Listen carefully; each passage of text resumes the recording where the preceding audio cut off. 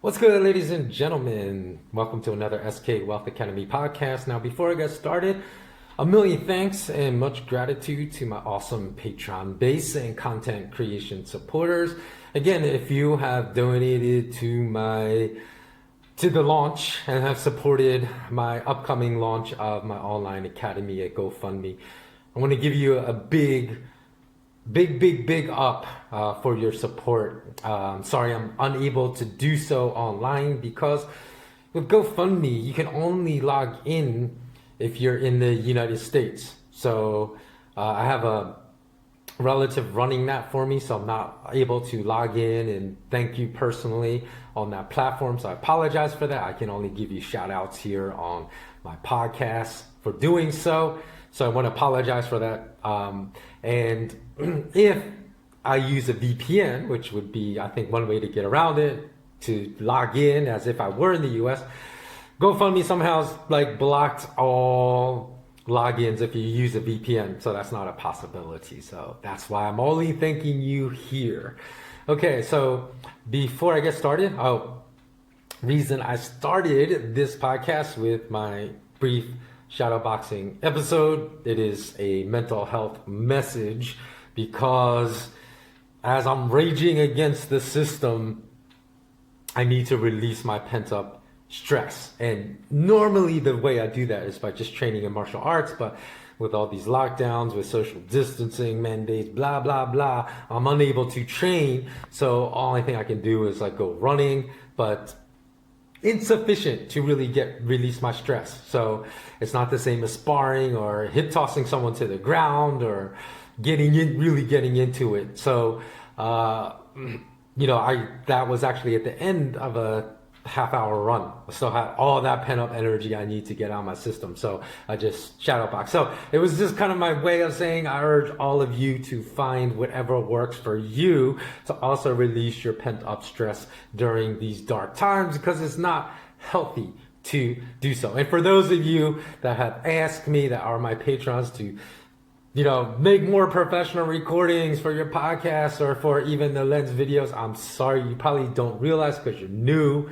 So I forgive you for asking for this. But imagine yourself as Tom Hanks on Castaway. That's been my situation for the last 6 months. I don't even have access to my GoPro camera. Didn't bring it. Didn't have access to even a computer. I had to actually make friends with locals where I'm stuck to be able to borrow a computer. Someone was gracious enough to lend me a computer. That's the only way I can even upload this video. So my situation is abnormal. Imagine if you were Tom Hanks in Castaway and your only friend was Wilson. That's my situation. So unfortunately, I can't fulfill some of your requests. I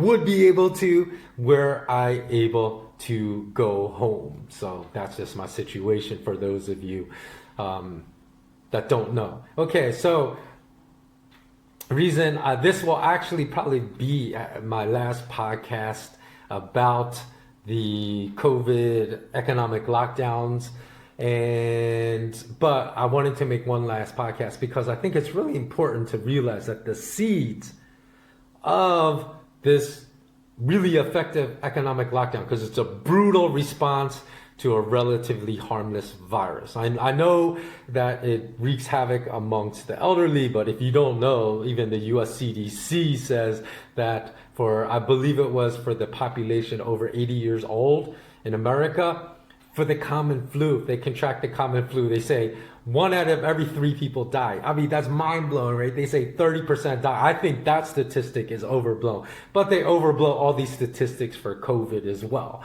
So a lot of people don't realize when you see a lot of these statistics about the elderly, just as many elderly people die from the common flu. But people don't know these stats about the common flu. So they are basically processing this data that's being released about COVID completely incorrectly, falsely, and they're buying into this fake fear that's being manufactured by the parasitic ruling class. So I want to discuss the seeds that were planted in our minds all the way back to 2001 after the World Trade Center attacks on 9/11, which, by the way, I also spoke about in my last volume 8 of the financial news of the parasitic and horrific, or I think it's of the horrific and parasitic, so you can go find that if you want to listen to some of my thoughts today in 2020 about what happened on 9/11 2001. But back then, they used the parasitic ruling class, used that as an excuse in America to condition our complete obedience to authority, because they started to, they passed all these mandates and whereby they took away a lot of our freedoms, and which, by the way, back then, a lot of Americans completely supported, which was mind-blowing to me. So they allowed the TSA, which I believe stands for the Transportation Security Authority, employees to totally molest people, pass through, pat them down inappropriately, for women to touch their chest and their private areas, and also for men to be groped in their private areas. So basically sexual molestation became legal in America after 9/11. And if you're not American, you don't understand this, just go to YouTube. You can still find dozens and dozens of videos from back then in regards to this horrific behavior that was going on, that was legalized, and as well as just, it's even more horrific for young children, because they're children that were like 12 years old and less that were crying because they're being inappropriately groped by these morally repugnant TSA employees, and we're saying, I don't like what this person is doing to me. And their parents, which is mind-blowing to me as well, even though some of them yelled at the agents, never physically intervene. Now, if I have someone inappropriately groping a child's private parts of mine, that's a child of mine, and their private parts that are like 12 years old or 9 years old, as was happening on a frequent basis back then, I don't care. I'm going to jail because I'm doing the morally correct thing, and I'm, not a violent person, but I'm not going to allow morally repugnant stuff to happen. That TSA agent would have been flat out knocked cold, and for good measure, I would have stomped on that TSA agent's ribs and fractured a bunch of his ribs and probably pulled his shoulder out of his socket, subluxated his shoulder joint, because I'm putting my martial arts skills to use under those circumstances. Even though I say I'm not violent, I will not let morally repugnant behavior just go by like so many people did, because they were conditioned to complete obedience to authority, even under the most morally repugnant behavior. Because I 100% guarantee you, pedophiles applied for jobs as TSA agents to sexually molest and grope little kids. I 100% guarantee you that was going on back then, and probably still going on today. So the other thing that's important to understand, in addition to how this compliance has been conditioned in us for decades through other crises that happened, that it's also important to discuss this binary world that's been created. And I'll put a link at the very end of this video to another video in which I spoke about this, whether you're 1 or 2, and I spoke about that as far as I used that TV show, Mr. Robot, for those of you who are familiar. And watch that show, how clever that show was, because it spoke about a lot of issues relevant to today, including how the parasitic ruling class has created a binary world for us, where they strip the complexities of a situation out, reduce it to very simple terms of you either for us or against us, and that's how they produce all this infighting in society and disrupt our humanity, strip away our humanity. So, we see that in politics, obviously, happens all the time, because you don't know, I can't even recall how many times in personal conversations, right, if I say something about what Trump said that was very disingenuous, then that person automatically thinks I would vote for Biden. I don't like Biden at all. It's because it's this binary world that's if you don't like Trump, you must love Biden. And then also, so it shows how the parasitic ruling class is very effective in creating this very simpleton mindset amongst the general population. Same thing with Obama. Like, as a person of color, I was always taught, hey, you should support Obama. And I would always tell people, before his first term, I said, I like the things he's saying. But if he gets into office, like 99% of politicians, and turns his back on everything he said he was going to do, then I'm going to come out and really slam him, because he deserves to be slammed even more for being disingenuous. And that's exactly what I did. The very first month that he took his presidency, when I looked at his cabinet, they're completely Wall Street. So I immediately knew all his, everything he said during his campaign run was a complete lie about clamping down on Wall Street systemic criminality. You can't appoint the thieves to your cabinet that robbed your home, if you're really serious about that. So I wrote this article, still up there. You can go to my news site at malamalama.com/WordPress and just search for like the articles in the first month after Obama became president. You can see it. And then so many people, like my friends of color, said, how can you do this? You're not giving him a chance. I said, just wait, you'll see. Because maybe you don't understand politics like I do, but who you point as your cabinet shows you who you are. It's exposing you like as a snake for going back on your promises. And of course, everything I said in the article came true, because he said he was going to protect whistleblowers that expose government crimes. He was the president that most heavily prosecuted whistleblowers that exposed government crimes. He even was directly responsible for a journalist in Yemen being in jail, because he called the Yemenese government up and said, you have to put this journalist in jail. The Yemen government complied. And why was this journalist in jail? Because Obama had authorized personally a drone strike in Yemen that killed innocent women and children at a wedding. So he's like, I can't have that in the news. So again, this binary argument is very successful, because our critical thinking skills have been stripped away in schooling. So academic pedigrees means nothing. It means nothing really as far as my intellectual capacity is concerned. I graduated from Ivy League school. My 2 master's degrees means absolutely nothing to my intellectual capacity, because education, unfortunately, as it applies in academia, does not mean someone is an intellectual. My intellectual capacity has come from my self-education pursuits. So again, the parasitic ruling class wants to break down complex issues into the simplest terms that obscenely misrepresent issues today. So like with the COVID-19 lockdowns, people say, if you don't support wearing masks, that means you don't support protecting elderly people, because you're either for protecting elderly people or you're against protecting elderly people. That's how simple-minded people are. It comes down to not understanding the complexities of issues, because the mandates and the strategies of the parasitic ruling class are always complex, but they want to break it down as far as the way we perceive them into this binary argument that's completely wrong. So again, so many things about how the media has been used by the parasitic ruling class to report data about COVID has been completely wrong. Even now, because the mortality rates are going way down all across the world, all we hear is cases, more cases, thousands of cases. We have even the 29 million cases of COVID. It's a joke, because there are years 45 million people in one country in the United States gets the flu, the common flu. So how is 29 people around the world affected with COVID? Mind blowing. And not only that, the cases aren't even reported in the same manner as flu cases are reported, because a lot of times flu cases are reported only from people that have bad symptoms, right? Sometimes you'll see 1 million people hospitalized in America from the flu or something like that.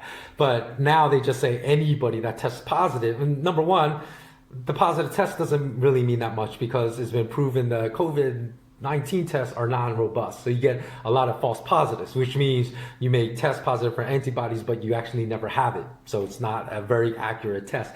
And then secondly, cases are reported as anyone that tests positive, even if you show 0 symptoms, which is ridiculous. So that would be like if you're an employer, one of your employee gets a cold, calls you up and say, hey, I have a cold, but I have no symptoms. I feel perfectly fine. perfectly healthy, no sniffles, no coughing.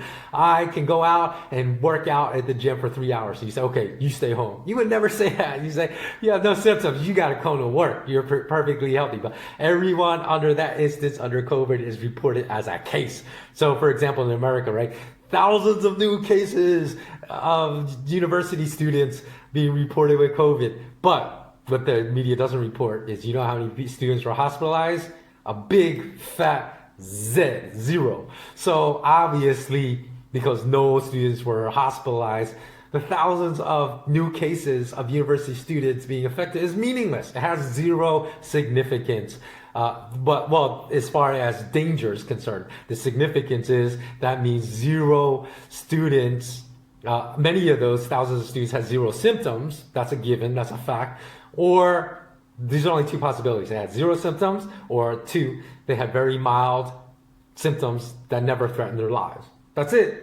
So, and the same thing is happening with JP Morgan right now. You know, I call JP Morgan a totally parasitic firm that contributes nothing positive as far as leaving a positive social footprint in society. It doesn't, leaves a very negative social imprint in society. But still, the fact that they're being slammed because of new cases, that is wrong. Because I've read those stories, tried to figure out if anybody was really had a serious case in these new cases of JP Morgan, because it was wrong to say go back to work in the office. That's what they're saying, the media. I couldn't find any information whether there was one employee that showed serious symptoms that had to be hospitalized. The media is just being totally irresponsible. Just new cases. So they could have been totally asymptomatic cases, perfectly healthy JP Morgan employees, but they're using this to fear monger. Now, the one thing I also wanted to discuss is you go back to China. Could a lot of those videos we saw of these terribly inhumane things like people being locked down in their homes that were infected. You see, like, go wait till the end of this video and go watch it. I'm going to post the videos at the very end of this podcast. And you'll see like videos reported on Chinese news if you don't know what I'm talking about. People being renditioned in the street, infected, being put into these little cages on the back of trucks, screaming and yelling, families being locked down, screaming and yelling. But you don't know if this is pure propaganda. You don't know if these were hired actors, because number one, if the Chinese government wanted to enforce complete compliance and obedience among the population, how would you do that? You make these propaganda videos, hire these actors to scream, and you show yourself locking them in, and then you get complete compliance. Or if you wanted, because of the trade war, if you wanted to ruin Western economies, you make these propaganda videos, because how do we know those people were actually locked in? The big pile of call, there could have been a rear entrance. And the family that just yells for show, then just exits the back of the apartment. It is fine. And that was like a first apartment floor. Are there no second story windows? Anyone could easily just jump out onto that pile of coal and be fine. So it's just like, it's insanity how easily people believe. And I'm not saying that maybe they weren't true, but you have to give some credence to the possibility that they could have been complete propaganda films made to scam people into compliance, whether they are Chinese people living in China or whether they're in Western nations. You have to think about that too. Maybe they wanted to ruin Western economies, and this is the way to do it. Make the virus seem 1,000 times more dangerous than it actually is. And then with some of those videos too, you'll see it's obvious people are filming in the hallways, right? Because there's like apartment complexes.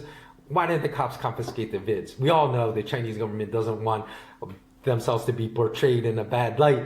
The cops obviously saw the people filming them. Why? That seems fishy to me. Why would they just not confiscate those videos or take their phones and delete them? You know that would happen if they didn't want those videos to get out. So you know they wanted the videos to get out. Why would they want the videos to get out?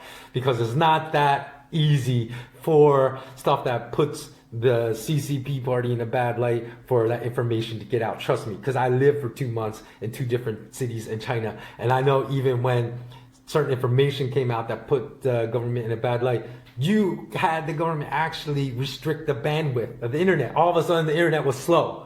You know, it doesn't matter if you're using a VPN or not, it's slow. So it's not that easy. Why was it so easy for these videos to get out to the world? And the other thing, you know, this binary model, China evil, America angels, angelic.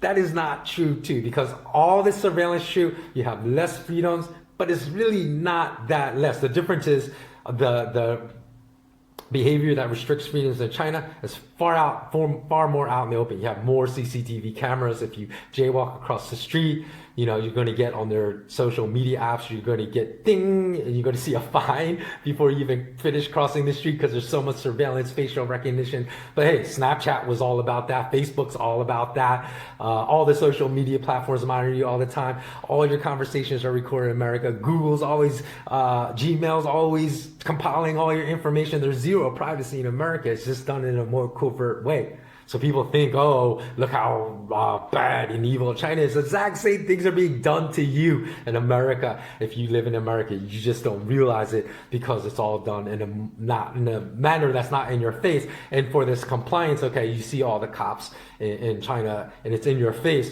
You know how it's done in America? It's done by getting these people to yell at other people not wearing face masks. They're a little more clever in the way the freedoms are restricted in America. They get neighbors to turn against neighbors. If you see something, say something. Like 9/11, they start conditioning this. Report and rat out your neighbors if they don't comply to state mandates. Whereas in China, it's just the cops will arrest you. So the same things are being done, just in a different manner. You know, so it's really, in my 2 months I lived there, other than the surveillance, right? Your restrictions are, your freedoms really aren't that restricted in China. Of course, you can't speak out against the government, but you know, other than that, if you don't speak out against the government, you wouldn't even know the difference of you're in an American city or a Chinese city. You know, everything is modern. Everything is not this dichotomy. China's not North Korea. That's what the West wants you to believe. So again, it's this whole simpleton way of thinking. China evil, America wonderful. That is really the way of thinking of a simpleton. In both instances, the state is the big bad wolf. In America, they just want the perception they're not the big bad wolf. Whereas in China, they don't care. Yeah, we're the big bad wolf. We're coming for you if you speak out against us. And then also in America as well, what they don't want the citizens to see, what they want to do when it comes to torture, they'll just to torture people in sites outside of America. So you go to Guantanamo Bay, yeah, torture the hell out of people. Abu Ghraib, torture the hell out of people. There's even a black torture site run by the CIA in Thailand. You know, just do it out of the nation. So even when it's reported in those nations, Americans won't see it. It will be totally censored in America, so they don't know. So again, you know, when people support things just because, to this day, I still don't understand like a lot of Black Americans that support Obama, that love Obama, because obviously he did a lot of morally repugnant things.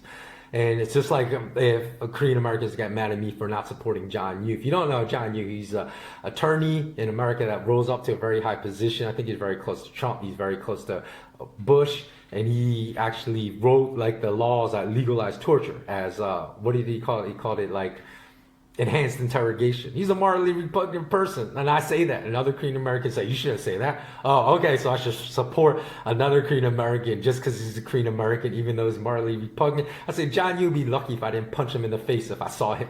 So, you know, this type of binary model that's being enforced upon us is just ludicrous. And again, like I said, I am not a violent person. I'm a very peaceful person. But for morally repugnant people, I'd be very hard. And people that know me, I'm just not saying stuff like, hey, I would go stomp on somebody's ribs at TSA if I had a child and they were like feeling my child up. They know I would do that 100%. This is not talk. And if Malcolm X were alive today, I'm certain he would have more respect for the tactics deployed by China than the US. Because this is what he stated. He said, I have more respect for a man who lets me know where he stands, even if he's wrong, than the one who comes up like an angel and is nothing but the devil. So the fact that China is so overt, he would still say China's wrong, US is wrong for restricting freedoms. But he said, I have more respect for China because they're doing it in your face. They let you know where the US state is doing a lot of stuff behind the scenes, trying to pretend like they're an angel when they're restricting a lot of freedom. So I learned also from a lot of my training in martial arts as far as how effective and feigning a strike can be. You like feign a punch, right, to land a kick, feign a kick to land a punch. Misdirection happens all the time, especially with beginners that aren't used to using their legs and arms to fight. Man, it's so easy to really kick the hell out of their calves or their thighs when you feign punches. And so I have to believe a lot of these feints are going on as well by the parasitic ruling class. Even the lacing with that Hong Kong doctor stating she had a smoking gun. Man, I went to that first of all, I went to that full medical article. I read the whole thing. Why is it not published in a medical journal? If that was truly a smoking gun, it would have been published in a medical journal. Because as far as I could tell, it was just published on, self-published on some other site. And it wasn't peer-reviewed by any other doctors because there was, why there was no smoking gun. There was a lot of circumstantial evidence that was very convincing, but no smoking gun. So how do we know that's also not a misdirection ploy?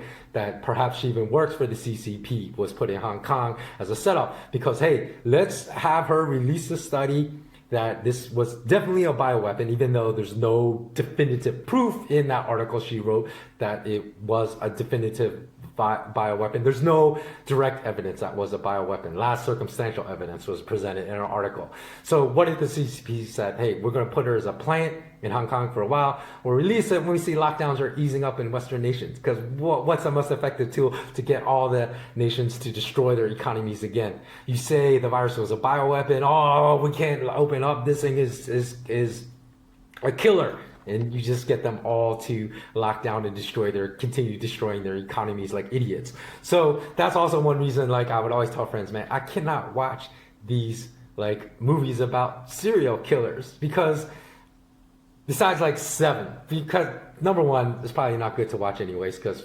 mentally it's not good to watch dark things like that. But I used to watch them when I was younger, like The Bone Collector, or I think there was one called Kiss the Girl. I think it was Kiss the Girl with Ashley Judd. I remember she was captured by the serial killer, and then she got the upper hand because she took something and smashed it over the killer's head. The killer was out groggy. He wasn't knocked out groggy. She started to run away. The killer reached out, grabbed her ankle, and she gave up her tactical advantage. Instead of stomping on his head twice, ending it, be over. Stomp on the killer's head twice, it's gone.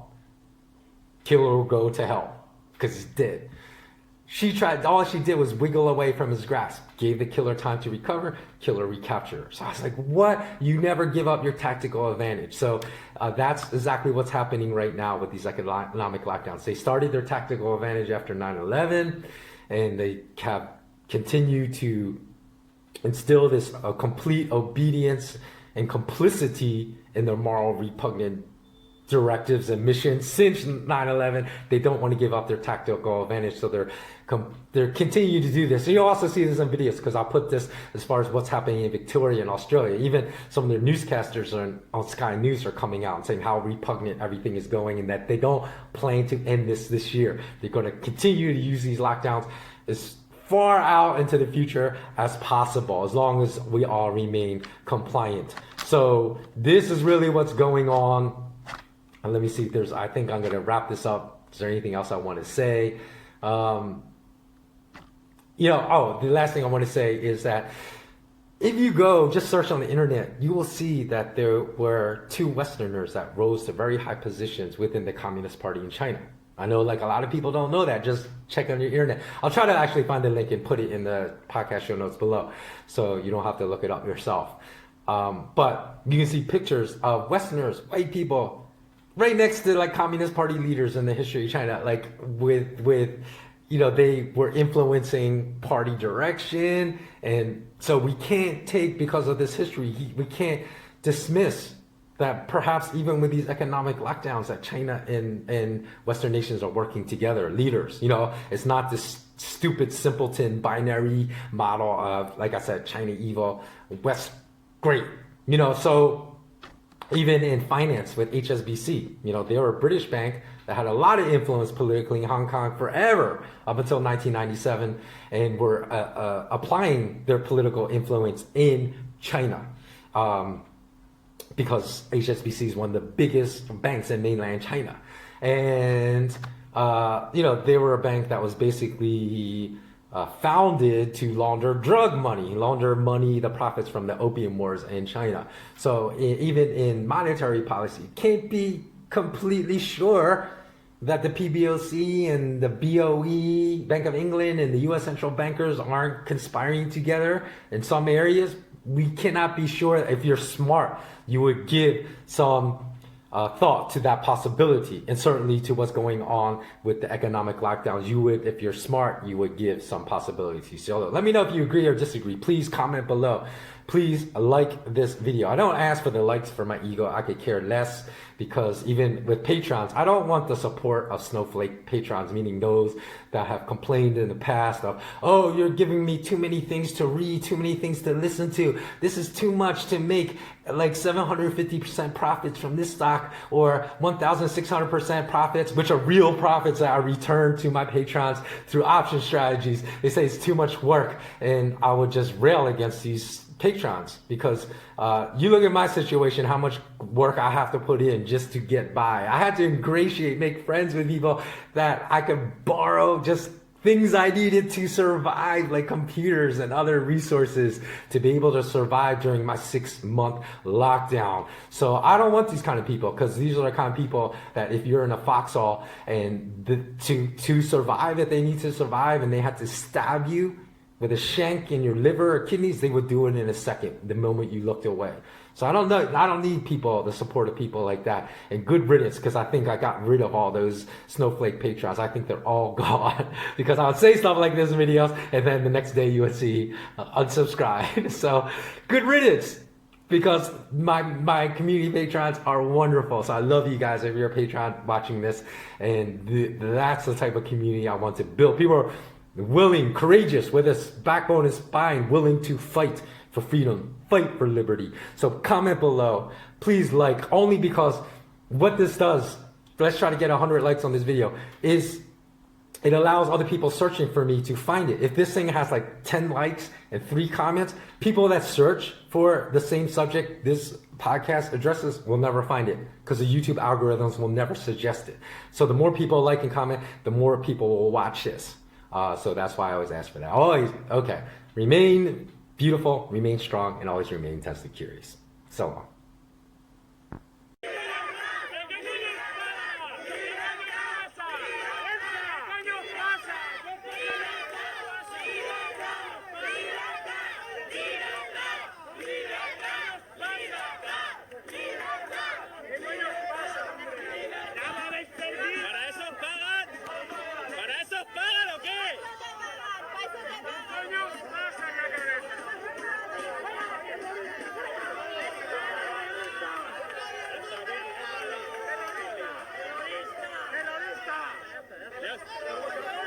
Today, because I'll tell you why. Because I'll tell you why. You hear me, then I'll tell you why. Can I tell you why? Can I tell you why? Then you stop, I'll tell you why. I can't shout over you. I'll tell you why. I'll tell you why. The house is seen totally blocked by a massive pile of coal ash, commonly used in furnaces.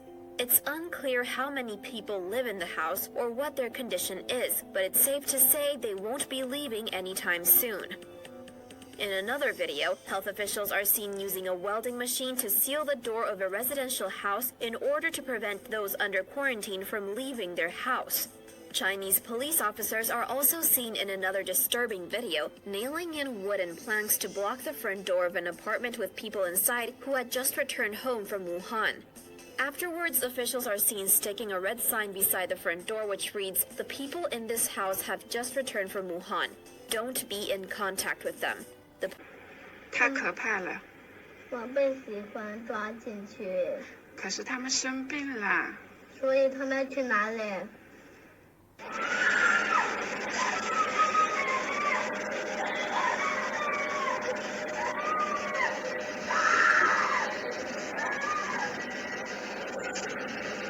Then she admits that the modelling was worse than what actually happened. Our modelling at the time painted a dire picture. Then later on she talks about this is far from over. This is only the beginning of the pandemic. Now, Alan, if this is the individual giving advice to the Premier of Queensland, and if you've got time and want to permit me, I will go through some of the complete mistakes or stuff-ups that we've seen from Palaszczuk and Jeanette Young over the last few months. Well, let's start with a very topical one, which shows the cruelty and callousness of this bureaucracy and the way these people are power mad. There is a mum who had a baby in Lismore, just over the New South Wales border in recent days. The baby had to be taken to Brisbane for urgent medical treatment after the birth, and the mum and the father couldn't get into Queensland, can't get into Queensland unless they do 14 days in quarantine. And look, we saw a story about the Prime Minister recently reaching out because he heard of a child who was suffering due to border issues down, I think, interstate in Victoria. There's no proof, though, that anything happened, Campbell. There's no proof that anything happened. Well, yes. Well, Prime Minister, this is where you do need to show some leadership. But let's just go on. I mean, that is callous and outrageous. After my attention was brought to this Dr. Young's supercilious comments, and I quote, "I've already seen great examples of where people have managed it. They've swapped their lives. So at the moment, they live on one side and work on the other, and a friend does the opposite," unquote. I made the point that there are many people unemployed and sent bankrupt by Jeanette Young, thinking she's the Premier, and being allowed by the Labor government in Queensland to behave as if she's the Premier, and not a voice in the Liberal opposition prepared to tell the Queensland voter that it's unacceptable. The name of Jeanette Young doesn't appear on the ballot paper, and she wants to be able to swap their lives. Well, I repeat what I said. There were plenty of Queenslanders whom she's put out of work or sent bankrupt or have faced family turmoil, dare I say suicide. They'd swap with Jeanette Young, who's not surrendered a cent while barking out ignorant and uninformed instructions to innocent Queenslanders. Well, Jeanette Young, they're a wake up to you. As I said, I posted my comments on Facebook. They were seen by over 250,000 people and over 2,000 comments, many of them unrepeatable. The sharing of biased and false news has become all too common on social media. More alarming, some media outlets simply aren't true without checking facts first. Unfortunately, some members of the media use their platforms to push their own personal bias and agenda to control exactly what people think. And this is extremely dangerous to our democracy. This is extremely dangerous to our democracy. This is extremely dangerous to our democracy. This is extremely dangerous to our democracy. This is extremely dangerous to our democracy. This is extremely dangerous to our democracy. This is extremely dangerous to our democracy. This is extremely dangerous to our democracy. This is extremely dangerous to our democracy. This is extremely dangerous to our democracy. This is extremely dangerous to our democracy. This is extremely dangerous to our democracy. This is extremely dangerous to our democracy. This is extremely dangerous to our democracy.